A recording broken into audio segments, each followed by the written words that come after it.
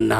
আল্লাহর নবীর আর একটা হাদিস, আল্লাহ রাসূল সাল্লাল্লাহু আলাইহি ওয়াসাল্লাম বলছে আরবাউন ফি উম্মতি মিন উমরিল জাহিলিয়াত লা ইয়াতরুকুনাহুন্না, আমার উম্মতের মধ্যে জাহিলিয়াতের চারটা জিনিস এখনো রয়ে গেছে, এরা কখনোই যেন ছাড়বে না মনে হচ্ছে। জাহিলিয়াতের চারটা জিনিস আমার উম্মতের মধ্যে এখনো রয়ে গেছে, এখনো তারা ছাড়েনি। একটা কি? একটা হচ্ছে আল ফখরু বিল আনসাব, বংশ নিয়ে গর্ব করা। আমি সৈয়দ বংশের। কোন বংশের? সৈয়দ বংশ কোথা থেকে এসছে? ওই মদিনা শরীফ থেকে। ভারত, বাংলাদেশ, পাকিস্তানের সৈয়দ বংশের লোকরা মনে করে আমরা কোথাকার, আমাদের গাছটা আছে ওই মদিনাতে, ওই মদিনার বংশ ওরা, ওদের সব সমস্যার সমাধান হয়ে গেছে সৈয়দ বংশ বলে ওরা। আল্লাহ জানে মদিনাতে তো কোনো সৈয়দ দেখিনি আমরা, বুঝতে পারেন? আজ পর্যন্ত এখানে তোরাই কি হারবি তাওয়ালা অমুক তমুক কত কি, কিন্তু কোনো সৈয়দই দেখিনি। আবু আইয়ুব আনসারির বাড়িতে আল্লাহ রাসূল সাল্লাল্লাহু আলাইহি ওয়াসাল্লাম ছিল আনসারি আর কি। এখন ওই যে ভারতের আনসারি, বাংলাদেশের আনসারি আর আমাদের পাকিস্তানের আনসারি, এরা মনে করে সব আবু আইয়ুবের বংশের লোকেরা, কিন্তু এখানে কোনো আনসারি নাই, এখন সব পালিয়ে গেছে কোথায়। এই হচ্ছে আমাদের অবস্থা। আল্লাহর নবী লাঠি আমাদের কাছে, বাটি আমাদের কাছে, ঘটি আমাদের কাছে, চাদর আমাদের কাছে, দাড়ি আমাদের কাছে। এই বিচারারা কি করলো? সব আমাদেরকে দিয়ে দিল। এই হচ্ছে আমাদের অবস্থা, বুঝতে পারলেন?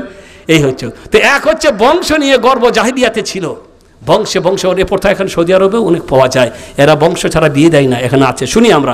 তলাকার কথা তো অনেক জানি না আমরা, কিন্তু সৌদিরা বলে যে আমাদের মধ্যে এখনও পর্যন্ত এমন আছে যে নিজের নিজের বংশ ছাড়া কোথাও বিয়ে দিতে চায় না। এরা নিজের বংশকে বড় মনে করে, ওদের বংশকে ছোট মনে করে। এই বংশের মানে বংশকে নিয়ে গর্ব করার ব্যাপারটা আজও পর্যন্ত আছে, যেটা জাহিলিয়াতে ছিল আজও আমাদের মধ্যে আছে। বিয়ে সম্পর্ক একটা ঠিক হয়ে গেছে, আপনার মেয়ের ছেলে ভালো, দিনদার, পরেশদার ছেলে, খুব ভালো ছেলে, দিন আছে, সব কিছু আছে। হঠাৎ করে একদিন আমাকে বলছে মিয়া ওই বাড়িতে বিয়ে দিবে, হ্যাঁ ওই বংশে। জানেন ওদের অবস্থা, এই মানুষ ওরা, এই মানুষের ছেলেটা ভালো, টিকে থাকার দরকার না, বংশটা কি এটা বড় হলো? কোনটা বড়? কাকে দেখতে বলা আছেন? মুহাম্মদ রাসূলুল্লাহ সাল্লাল্লাহু আলাইহি ওয়াসাল্লাম। ছেলেটাকে না তার দিনকে, না তার বাপকে, না তার মাকে, ছেলের দিন থেকে বিয়ে দাও। ইদা খাতাবা আহাদুকুম মান তারদাউনা দীনাহু ওয়া খুলুকুহু ফাযাওwiজুহু ইল্লাম তাফআলু তাকুন ফিতনাতুল ফিল আরদি ওয়া ফাসাদুন কাবীর। যদি কোনো এমন ছেলে তোমার মেয়ের সাথে বিয়ের পায়গাম দেয় যার দিন, চরিত্র, আখলাক সন্তুষ্টজনক, তাহলে তার সাথে তুমি কি করো?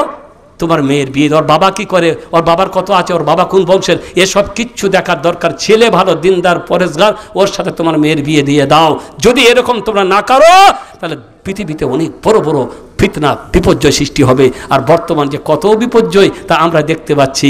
ছেলেকে বিয়ে দিয়েছিলাম বড় টাকাওয়ালা দেখে, এখন ছেলের বাড়ির চালটাও পর্যন্ত আমাকে পৌঁছাইতে হয়েছে। কাকে? মেয়ের বাবাকে। সব খেয়ে ফেলেছে, শেষ করে ফেলেছে। ছেলের আখলাক চরিত্র ভালো না হলে কোনো পয়সা, কোনো ধন দাওলা কিচ্ছু থাকবে না। গরিবের বাচ্চা যদি রিক্সাওয়ালা রিক্সা টেনে খায়, দিনদার যদি হয়, রিক্সা চালিয়ে আপনার বিটির পেটে দুটো দানা দেবার অবশ্যই চেষ্টা করবে সে, কারণ সে দায়িত্বটা জানে যে আমার বিবির দায়িত্ব কার ওপরে? আমার ওপরে। আর এই মদখোর চুয়ারি যারা, তারা এইসব দায়িত্ব বুঝে না, তোর দিন রাত জ্বালাতন করবে। তোর বাপের বাড়ি থেকে আবার টাকা আনকা, আবার টাকা আনকা। যেদিন টাকা দিতে আর পারবে না সেদিন দেখবেন একদিন তার লাশ হয়তো পাওয়া গেছে, মারা অবস্থায় তাকে ফেলে দিয়েছে। কত ঘটনা দিন রাত আমরা পেপার পত্রিকায় পড়তে আছি। দাবি পূরণ করতে না পারার কারণে এখন তাকে শাশুড়ি শ্বশুর সবাই মিলে বাড়িতে কি করে দিয়েছে? হত্যা করে দিয়েছে। তো ভাইরা, আমার কথা হচ্ছে বংশ বলে কোনো কথা নেই, আসল হচ্ছে দিন আর চরিত্র। এই হচ্ছে জাহিলিয়াতের প্রথা, যা আজও আমাদের মধ্যে রয়েছে। ওয়াল ফখরু ওয়া তা'নু ফিল আনসাব। আর কি? বংশে খোঁটা দেওয়া, বংশ নিয়ে গর্ব, বংশ খোঁটা, দুটোই আমাদের মধ্যে আছে। ওই বংশের লোক এমন, ওই বংশের লোক এই আছে। আর কি? ওয়াল ইস্তিসকাউ বিন নুজুম, আর বৃষ্টি কামনা করা, নক্ষত্রকে দেখবো না এইবারে বৃষ্টি হবে, কিংবা অমুক নক্ষত্রের ফলে আমাদের আজকে কি হয়েছে? বৃষ্টি হয়েছে। নক্ষত্রের ফলে বৃষ্টি হয় না, বৃষ্টি কে দেন? আল্লাহ। এ হচ্ছে আল্লাহর রহমত, আল্লাহর দয়া। আল্লাহ যখন চান তখন বৃষ্টি দেন, যখন চান না তখন দেন না। যখন দেন না তখন পৃথিবীর কোনো শক্তি এক ফোঁটাও বৃষ্টি বর্ষণ করাতে পারবে না, পারবে না। এটা আল্লাহ রাব্বুল আলামিনের ব্যাপার।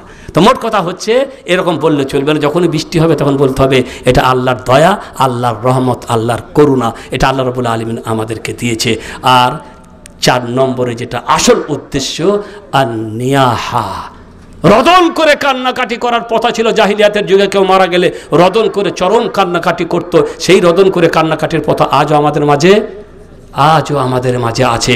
অন্না ইহা তো ইজালাম তাতুত, এই না হিয়া বা রদনকারিনী মেয়েরা যেহেতু বেশি কান্না করে, রদনকারিনী নারীরা যদি তওবা না করে মারা যায়, কিয়ামতের দিনে এমন অবস্থায় উঠবে যে তাদের শরীরে থাকবে পাজামা থাকবে আলকাতরার, আর পাঁজারার জামা পরা অবস্থায় অস্বস্তিকর অবস্থায় কিয়ামতের মাঠে দাঁড়িয়ে থাকবে, খুব কষ্টকর অবস্থায়। তো ভাইয়ের আমার কথা হচ্ছে, কান্নাকাটি ইত্যাদি করে কোনো লাভ হবে না। কি করতে হবে? ধৈর্য ধরতে হবে।